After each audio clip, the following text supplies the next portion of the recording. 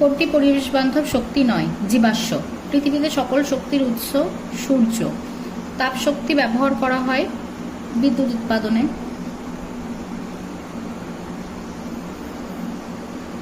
তড়িৎ শক্তি ব্যবহার করা হয় আলো জ্বালাতে বা কম্পিউটার চালাতে।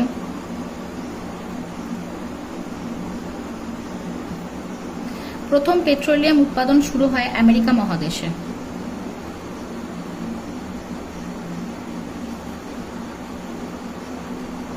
পশ্চিমবঙ্গে কোথায় বায়ুকল ব্যবহার করা হয়? বকখালিতে। কয়লা হলো একটি জীবাশ্ম জ্বালানি। কয়লা, পেট্রোলিয়াম এগুলো হচ্ছে জীবাশ্ম জ্বালানি। একটি অপ্রচলিত পরিবেশ বান্ধব শক্তি হচ্ছে জোয়ার ভাটা শক্তি, মাটির নিচের ভূতাপ শক্তি। বায়ু শক্তি ব্যবহারের সুবিধা হচ্ছে বায়ুর কোনো অভাব নেই।